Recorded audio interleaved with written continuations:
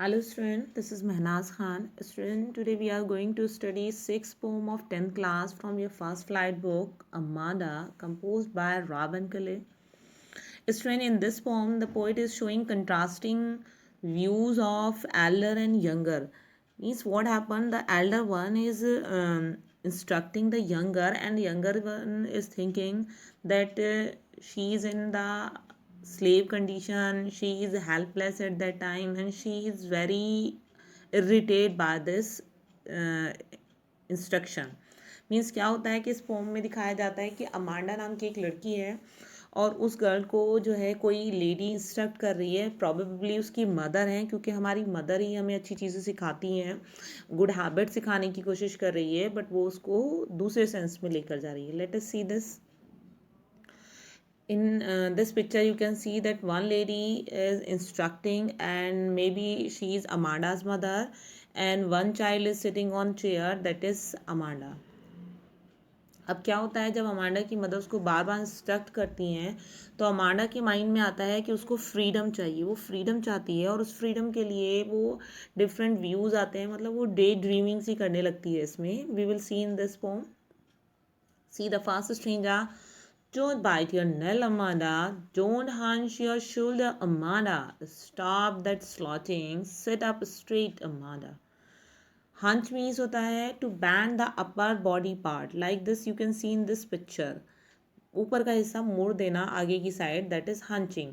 स्लॉचिंग means होता है हमें लिथर्जिक होना, लेजीली हम बैठे रहते हैं, दैट इज स्लॉचिंग.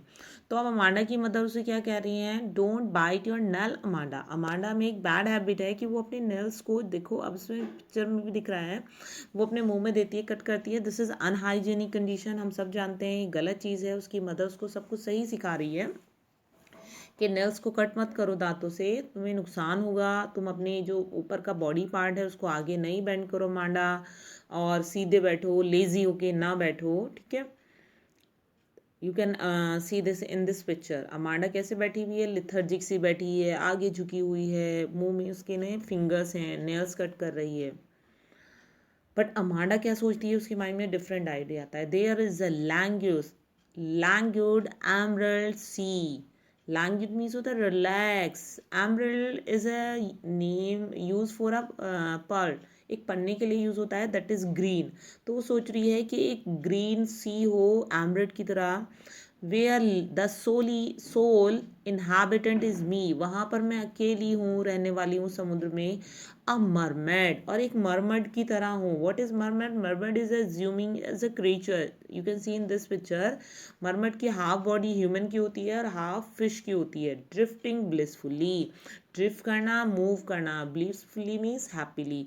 अमांडा सोच रही है कि काश ऐसा हो कि एक एम्ब्रेड की तरह ग्रीन सी हो, जिसमें मैं अकेली रहूं, अकेली मैं उसमें घूमती रहूं, तैरती रहूं और मुझे कोई कुछ ना कहे. You can see in this picture also, Amanda की जो इमेजिनेशन में चल रहा है, मरमेड चल रही है. मरमेड कैसी है, मरमेड की हाफ बॉडी फिश की है और अपर पार्ट जो है ह्यूमन बींग का है. अब उसकी मदर क्या कहती है next stranger, did you finish your homework Amanda, did you tidy your room Amanda, I thought I told you to clean your shoes Amanda. Amanda की मदर ने दोबारा उससे पूछा, did you finish your homework, क्या तुमने अपना homework पूरा कर लिया Amanda. Did you tidy your room Amanda, क्या अमांडा तुमने अपने रूम को टाइडी कर लिया है.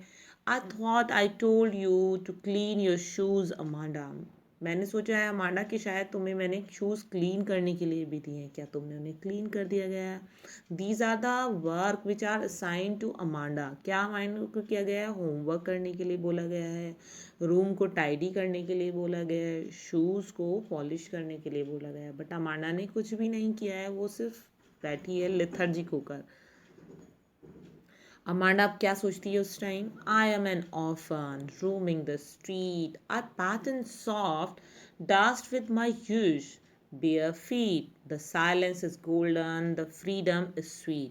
अब वो कह रही है कि काश मैं एक ऑर्फन होती और मैं रूमिंग करती होती, गलियों में घूमती होती, स्ट्रीट्स में. आई पैटर सॉफ्ट डस्ट, और जो सॉफ्ट डस्ट है उसके ऊपर एक पैटर्न बनाती हुई होती, पैरों से डिज़ाइन बनाती हुई होती.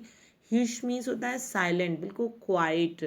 बेयर मीन्स होता है अनकवर्ड नेक विदाउट शूज, मतलब बिना पैरों, मतलब बिना जूते पहने हुए नंगे पैर वो गलियों में घूम रही होती और वो अपने पैरों से डिज़ाइन बना रही होती मिट्टी पर। The silence is golden, the freedom is sweet. वो सोच रही है वो साइलेंट जो था वो बहुत प्रेशियस होता, बहुत ही अच्छा होता, गोल्ड की तरह कीमती होता, और जो फ्रीडम होती मुझे कि मैं कहीं भी मूव कर सकती थी, वो बहुत अच्छी होती, बहुत स्वीट होती। You can see here in this picture, Amanda is assuming herself like a beggar. वो घूम रही है, ऑर्फन है, आराम से घूम रही है कहीं भी, और वो अपने फीट से पैटर्न बना रही है। Don't eat that chocolate, Amanda. Remember your acne, Amanda? Will you please look at me when I'm speaking to you, Amanda? Acne is a pimple due to oily skin. जब हमारे skin पर, youngers पर होता है, teen age में start हो जाते हैं, तो हमारे पिंपल्स होने लगते हैं, दाने बनने लगते हैं स्किन पर, फेस पर स्पेशली। दैट इज़ एक्नी हो जाते हैं बहुत ज़्यादा। तो एक्नी जब होते हैं तो हमें कुछ खट्टा मीठा ये सारी ऑयली चीज़ें खाने के लिए मना किया जाता है। तो उसकी मदर उसको मना कर रही हैं कि चॉकलेट मत खाओ अमांडा, क्या तुम्हें याद नहीं है तुम्हारे एक्नी की प्रॉब्लम है? फिर उसके बाद वो अमांडा उनकी तरफ ध्यान ही नहीं देती है, तो वो कहती है will you please look at me when I am speaking to you. जब मैं तुमसे बात कर रही हूँ तुम्हें मेरी तरफ देखना चाहिए। ऐसे वो बिहेव करती है जैसे वो सुन ही नहीं रही है। अब अमांडा के माइंड में क्या चल रहा है? I am Rapunzel, I have not a care life in tower in tranquil and rare, I will certainly never let down my bright hair. Tranquil means calm. अभी वो ना अज्यूम कर रही है कि काश में एक ट्रैंकुल हो, सॉरी रेफुंजल होती। What is Rapunzel? You can see Rapunzel is here. Rapunzel is a character of a fairy queen. Fairy queen में, फेरी टेल में एक रेफुंजल होती है जो, उसके मतलब लॉन्ग और ब्राइट हेयर होते हैं, यू कैन सी हेयर। और तभी क्या होता है, विच उसको ना किडनैप कर लेती है, एक टावर में उसको कैद करके रखती है। और जब वो विच आती है तो रेफुंजल को आवाज़ देती है, रेफुंजल अपने लॉन्ग हेयर नीचे लटकाती है और विच वो टावर में आ जाती है। ठीक है। एक दिन क्या होता है कि एक प्रिंस आता है और रेफुंजल को बचाने के लिए, तो रेफुंजल अपने लॉन्ग गोल्डन हेयर नीचे डालती है, प्रिंस उसके हेयर्स के थ्रू ऊपर जाता है और उसको रेस्क्यू करता है। तो same ideas are coming in the mind of Amanda. Amanda क्या सोच रही है कि काश में एक रेफुंजल होती। आई हैव नॉट केयर, मैं किसी की परवाह नहीं करती। Life in a tower is tranquil, और उस टावर में ट्रैंकुल बिल्कुल काम रहती, वह शांत रहती। रे बिल्कुल स्ट्रीन डिफरेंट लाइफ होती मेरी। I will certainly never let down my bright hair, और कोई भी आता मैं किसी को ऊपर आने नहीं देती, इवन अपनी मदर को नहीं आने देती। मैं अपने हेयर्स को नीचे लटका कर किसी को ऊपर नहीं आने देती। मैं अलोन साइलेंट बिल्कुल हैप्पीली रहती वहाँ पर। अब अगेन उसकी मदर क्या कहती हैं? Stop that sulking at once Amanda. Sulking, sulking means करना एब्सेंट होना, बिल्कुल मुंह लटका के बैठी हुई है अमांडा। उसकी मदर उसको कहती है ये अमांडा सल्किंग करना बंद करो, you are always so moody. वो मूडी है। अमांडा अपनी मदर की किसी इंस्ट्रक्शन पे कोई एक्शन नहीं कर रही है, तो उसकी मदर उसको मूडी कह रही है। This is a bad habit बेटा, and anyone would think that I nag at you Amanda. अब उसकी मदर कह रही है कि जब कोई भी सुनेगा मैं तुम्हें ऐसे इंस्ट्रक्ट कर रही हूँ बार बार, तो सबको लगेगा मैं तुम्हें नैग्ड कर रही हूँ। What is nag? Nag means scold कर रही हूँ। ठीक है। I hope that you have understood, student. Let us see the literary device of this poem. In this poem, we are having repetition literary device. Amanda word is used in many strangers. Amanda word is repeated. So the repetition we are having in this poem. Beside this, we are having anaphora literary device. You can see many strangers have the same words in beginning of two consecutive lines. Here is a don't, stop, did. So this is anaphora literary device. What is anaphora? जब कोई दो लाइनें या दो से ज़्यादा लाइनें same word से स्टार्ट होती हैं, that is anaphora literary device. Next literary device we are having एल्यूजन।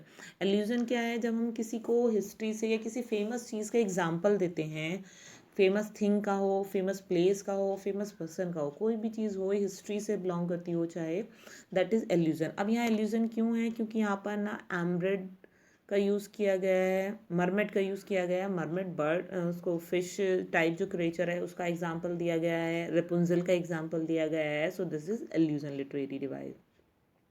Beside this, we are having example of alliteration. Alliteration का example हम देख सकते हैं in two lines. Sa consonant is repeated again and is stop, lurching, sit straight, stop, sulking. So this is alliteration, literary device. Student, what is the difference between alliteration and consonants? Alliteration में consonant sound beginning में होता है किसी भी word के, और consonants में beginning में भी हो सकता है, मिड में भी और एंड में भी हो सकता है. Means that should be prominent, that consonant should be prominent in that sentence.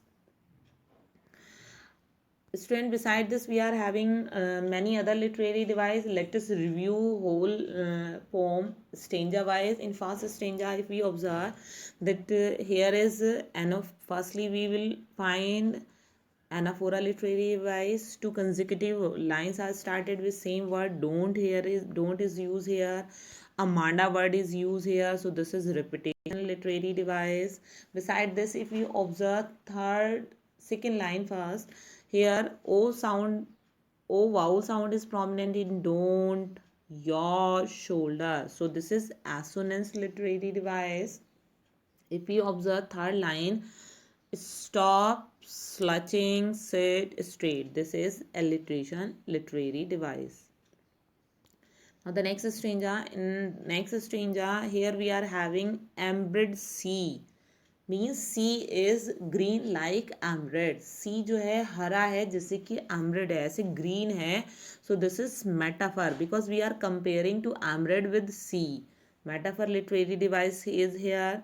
beside this, mermaid example is here. This is allusion literary device.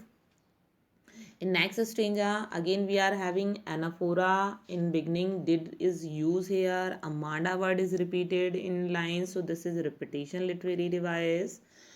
And beside this, if you observe third line, O vowel is prominent in thought, told, you, to, shoes. So this is assonance literary device. In next stanza, if you observe that I am N orphan, यहाँ पर ये अपने आप को compare कर रही है Amanda, और वो क्या कह रही है, the silent is golden. Silent is compare to gold and freedom is sweet. Freedom is compare to sweet. So this is metaphor literary device, क्योंकि यहाँ पर कंपैरिजन तो किया जा रहा है but like so as word use नहीं किया जा रहा है. So this is metaphor.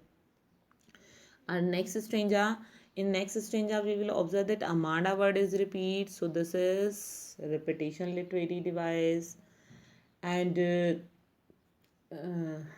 in the third line, if we see that O sound is prominent in you, look, to, you, so this is assonance literary device.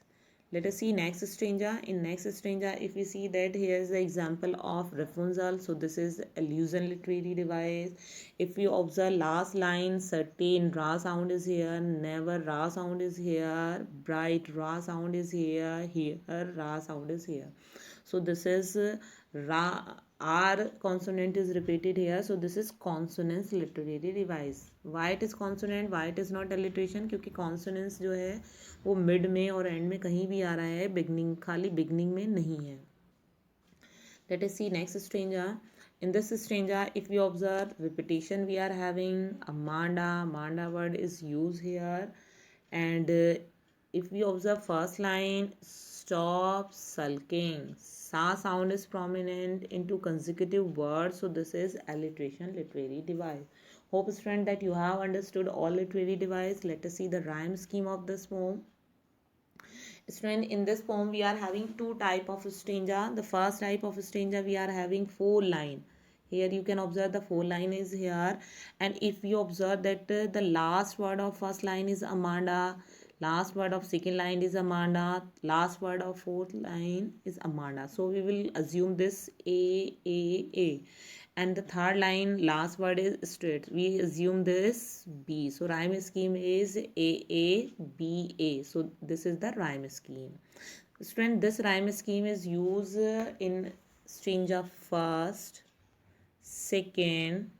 third, fifth and 7. In 4 stanza we are having same rhyme scheme A, B, A.